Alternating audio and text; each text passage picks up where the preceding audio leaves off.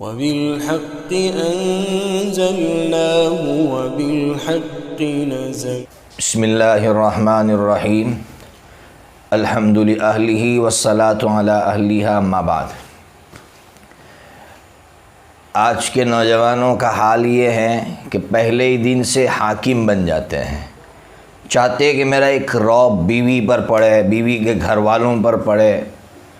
اس کا نتیجہ یہ ہوتا ہے کہ بیوی کے نخرے برداشت کرنے کے لیے تیار نہیں ہوتا، اور جب نخرے برداشت کرنے کے لیے تیار نہیں ہوتا تو طلاق وجود میں آتی ہے. غصے میں آ کر طلاق کے الفاظ بول دیتا ہے، حالانکہ اسے کبھی تنہائی میں بیٹھ کر غور کرنا چاہیے.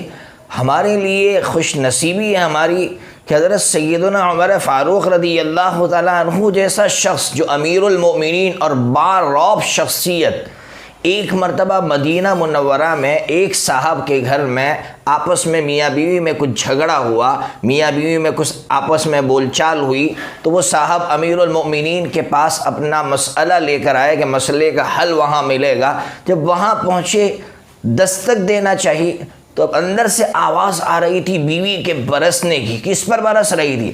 امیر المؤمنین پر برس رہی تھی. تو وہ یہ سمجھے کہ امیر المؤمنین کے گھر میں ہی جب یہ مسئلہ ہے کہ بیوی امیر المؤمنین پر برس رہی ہے تو وہ واپس ہو گئے.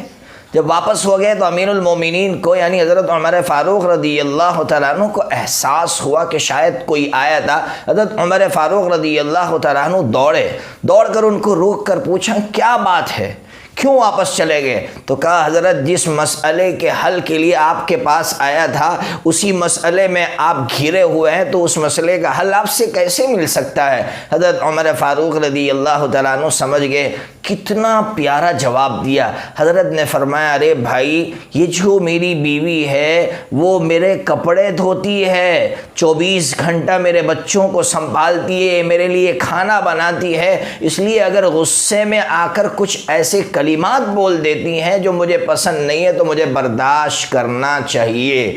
اس لیے میں اپنے نوجوان بھائیوں سے کہوں گا، اور خاص کر جو جوائنٹ فیملی میں رہتے ہیں وہ تو اپنی بیویوں پر ترس کھائیں کہ ان کی بیویاں نوکروں کی طرح، خادموں کی طرح کام کرتی ہے، اور پھر یہ نوجوان آ کر اپنی بیوی پر برستا ہے اور اس کی ایک بات جو ہے برداشت نہیں کر پاتا ہے. اس لیے نوجوانوں کو بیک گراؤنڈ سمجھنا چاہیے کہ ہم کس بیک گراؤنڈ میں جی رہے ہیں، اور ہمارے جو بڑے تھے، ہمارے امیر المؤمنین تھے، انہوں نے ہمیں کیا سبق دیا ہے.